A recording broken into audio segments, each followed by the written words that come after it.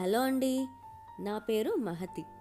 నేనిప్పుడు చెప్పే కథ తిరుమల శ్రీ గారు రాసిన ఆమె నా భార్య కాదు.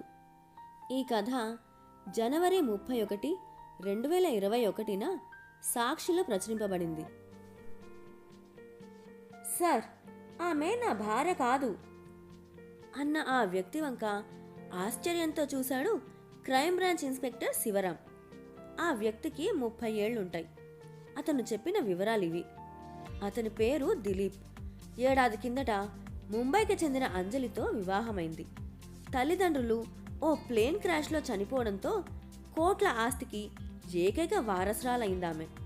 4 రోజుల కిందట బిజినెస్ టూర్లో చెన్నై వెళ్లారు దంపతులు. హోటల్ లీలామహల్ ప్యాలెస్లో బస చేశారు. నుంగంబాకంలో ఉన్న తన స్నేహితురాలితో 2 రోజులు గడిపి వస్తానని చెప్పి వెళ్లిపోయింది అంజలి. తిరిగి రాలేదు. ఆమె మొబైల్ ఫోన్ అందుబాటులో లేదు. పోలీస్ కంప్లైంట్ ఇచ్చి ఓ బిజినెస్ డీల్ ఉండటంతో కిందటి రోజే హైదరాబాద్ వచ్చాడు. సార్, బేగంపేటలోని హోటల్ వివాంతాలో బస చేశాను. ఈరోజు ఉదయం బయటకు వెళ్ళిన నేను తిరిగి హోటల్కు వచ్చేసరికి రాత్రైంది. రూమ్ లాక్ తీసి లోపలికి వెళ్ళిన నాకు షాక్. ఓ అపరిచిత యువతి నా బెడ్రూమ్లో పడుకునుంది.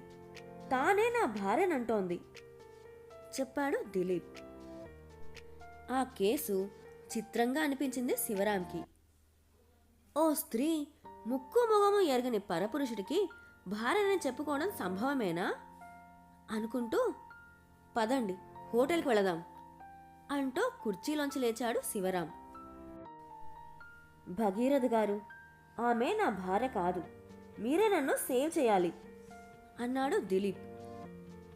మీ భార్య అదృశ్యం గురించి చెన్నై పోలీసులు పరిశోధిస్తున్నారని చెప్పారుగా అన్నాడు డిటెక్టివ్ భగీరథ. అవును, మీరు చేయవలసిందల్లా ఆ నకిలీ స్త్రీని ఎక్స్పోజ్ చేయడమే చెప్పాడు దిలీప్.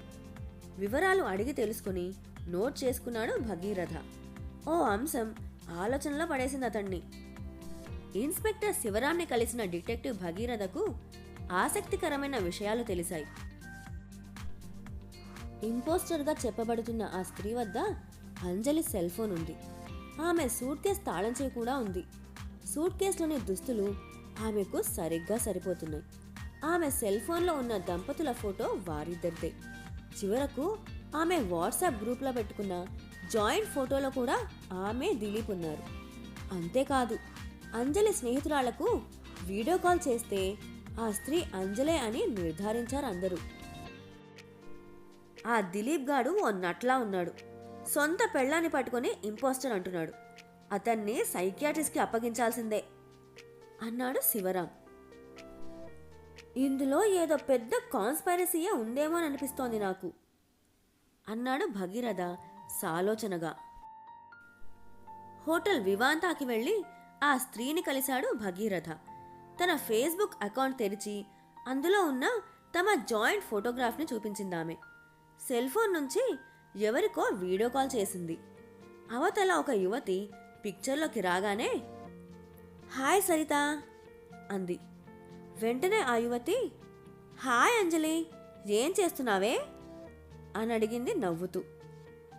ముందు నాకు ఈ విషయం చెప్పవే, మొన్న చెన్నైలో ఉన్న 4 రోజులు నేను ఎక్కడున్నానే అని అడిగింది. మా ఇంట్లోనేగా, ఏం అంది సరిత. దిలీప్కి నిజంగానే మతి భ్రమించిందా అనుకుని విస్తుపోయాడు డిటెక్టివ్. అసిస్టెంట్ భావనను ముంబై పంపించి తాను చెన్నై వెళ్లాడు భగీరథ. డీజీపీని కలిసి అంజలి అదృశ్యం కేసులో పురోగతి లేదని తెలుసుకున్నాడు. అనంతరం హోటల్ లీలామహల్ ప్యాలెస్కు వెళ్లాడు.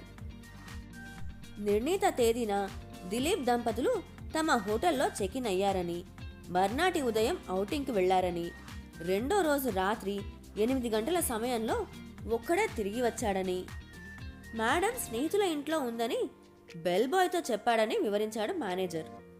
వారి కోసం అద్దె కారును హోటలే ఏర్పాటు చేసింది. అది వైట్ కలర్ టొయోటా కారు.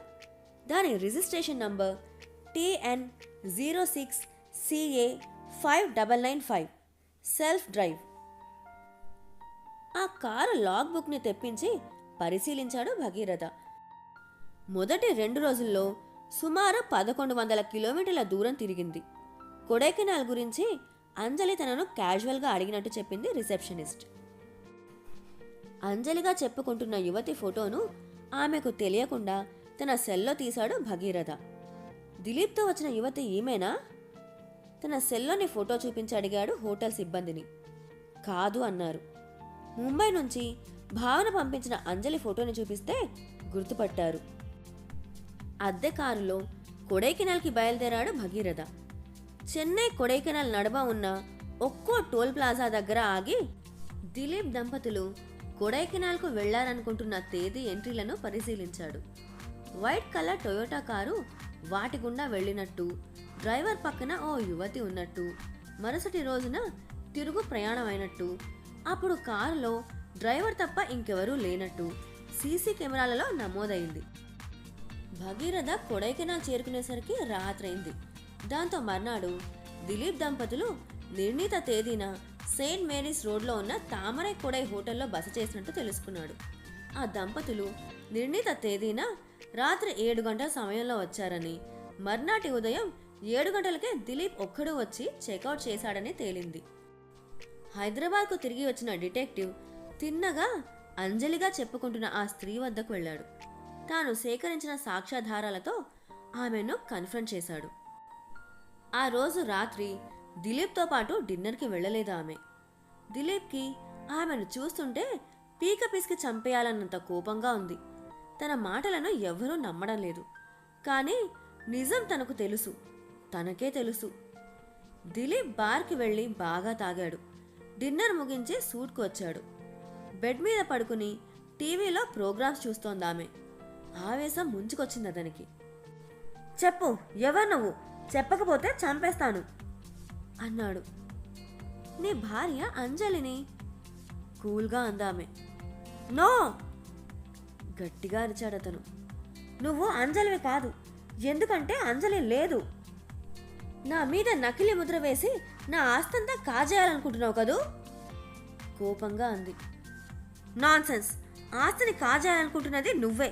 అంజలి చచ్చిపోయింది. రెచ్చిపోయాడు. అంత ఖచ్చితంగా ఎలా చెప్పగలవు?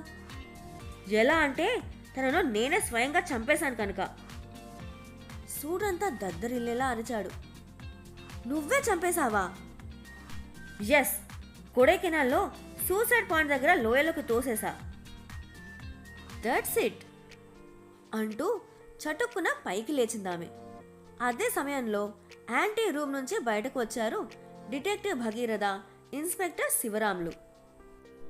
క్రైమ్ బ్రాంచ్ ఏర్పాటు చేసిన ప్రెస్ మీట్లో ఆ కేసు పూర్వాపరాలను వివరించాడు డిటెక్టివ్ భగీరథ.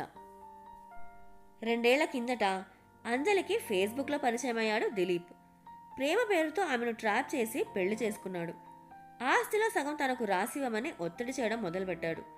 తన తదనంతరం అతనే వారసుడంటూ దాటవేస్తూ వచ్చిందామె. అంజలిని తొలగిస్తే తప్ప ఆస్తి తనకు సంక్రమించదనుకున్న దిలీప్ ఆమెను చంపడానికి నిశ్చయించుకున్నాడు. బిజినెస్ టూర్ మీద చెన్నై వెళ్లారు దంపతులు. కొడైకెనాల్ తీసుకువెళ్లి మార్నింగ్ వాక్ సమయంలో సూసైడ్ పాయింట్ దగ్గర ఏమారపాటుగా ఉన్న అంజలిని క్లిఫ్ మీద నుంచి కిందకు తోసేశాడు దిలీప్. ఆమె చనిపోయిందనుకుని వెంటనే చెన్నైకి తిరిగి వచ్చేశాడు. అదృష్టవశాత్తు క్లిఫ్ అంచున పెరిగిన ఓ చెట్టు కొమ్మను పట్టుకొని నిలువరించుకుంది అంజలి. ఆమె అరుపులు విన్నవారు ఫైర్ సర్వీస్కి ఫోన్ చేయడము, వాళ్ళు వచ్చి ఆమెను కాపాడము జరిగాయి. ట్రామాకి గురైన అంజలి పైకి రాగానే స్పృహ తప్పి పడిపోయింది. ఆమెను ఓ లోకల్ హాస్పిటల్లో చేర్పించి వైద్యం చేయించారు. మర్నాడు తెలివిలోకి వచ్చిన అంజలికి భర్త హోటల్ గది ఖాళీ చేసి వెళ్లిపోయినట్టు తెలిసింది. దాంతో అతని కుట్ర బోధపడింది ఆమెకు. భుజానికి తగిలించుకున్న హ్యాండ్ బ్యాగ్ జారిపోకుండా ఉండడం విశేషం. ఆమె మొబైల్ ఫోన్ అందులోనే ఉంది. చెన్నైలోని తన స్నేహితురాలికి ఫోన్ చేసి జరిగిందంతా చెప్పింది. ఆమె వెంటనే కొడైకెనాల్కి వచ్చి అంజలిని తనతో తీసుకువెళ్ళింది. చెన్నైకి తిరిగి వచ్చిన దిలీప్ తన భార్య అదృశ్యమైందంటూ ఫార్మల్గా పోలీస్ కంప్లైంట్ ఇచ్చి హైదరాబాద్కి చెక్కేశాడు. ముఖాముఖి కన్ఫర్మ్ చేస్తే అతను నేరం ఒప్పుకోడు. రుజువు చేయడం కూడా కష్టమే. అందుకే అతని పద్ధతిలోనే నాటకమాడి ఎక్స్పోజ్ చేయాలని నిర్ణయించుకున్నారు. అంజలి స్నేహితురాళ్ళు అందులో భాగమే. ఒక ఆమె అంజలిగా హైదరాబాద్లో దిలీప్ బస చేసిన హోటల్లో ప్రవేశించడం, ఫేస్బుక్లో, వాట్సాప్లో, మొబైళ్లలో ఫోటోలను మార్ఫింగ్ చేసి ఇతరత్రాను ఆమె అంజలి అంటూ అతనికి పిచ్చెక్కేలా చేశారు. దిలీప్ డిటెక్టివ్ భగీరథ సాయం కోరింది అదృశ్యమైన భార్యను కనిపెట్టడానికి కాదు, ఇంపోస్టర్ని ఎక్స్పోజ్ చేయడానికి. అదే డిటెక్టివ్లో ఆలోచనలను రేపింది. డిటెక్టివ్ సాయం కోరడం ద్వారా తాను చేసిన నేరం నుంచి తప్పించుకోవచ్చు అనుకున్నాడు. డిటెక్టివ్కి తాను తీగనందించాడని, అతను డొంకంతా కదల్చగలడని ఊహించలేకపోయాడు. పరిశోధన మొదలుపెట్టిన భగీరథ చెన్నై, కొడైకెనాల్, నోయిడాలను దర్శించి దిలీప్ నిజ స్వరూపాన్ని తెలుసుకున్నాడు. అంజలిగా వచ్చిన యువతి ఇంపోస్టర్ అని గ్రహించాడు. తాను సేకరించిన సమాచారంతో ఆమెను కన్ఫ్రంట్ చేశాడు. దాంతో నిజం చెప్పేసిందామె. దిలీప్ని ఎక్స్పోజ్ చేసేందుకు స్నేహితురాలు ఆడుతున్న నాటకంగా వివరించింది. డిటెక్టివ్ సలహా ప్రకారం ఆ రోజు రాత్రి డిన్నర్కి వెళ్ళలేదామె. దిలీప్ కిందకు వెళ్ళగానే డిటెక్టివ్, ఇన్స్పెక్టర్లు సూట్లో ప్రవేశించి సీక్రెట్ కెమెరాను అమర్చి బగ్ చేసి యాంటీ రూమ్లో దాక్కున్నారు. దిలీప్ తిరిగి రాగానే అతన్ని రెచ్చగొట్టవలసిందిగా ఆమెతో చెప్పారు. Rest is history. పోలీసులు అంజలిని, ఇంపోస్టర్గా వచ్చిన ఆమె స్నేహితురాల్ని ప్రవేశపెట్టడంతో వారిని చూసి తల వంచుకున్నాడు దిలీప్.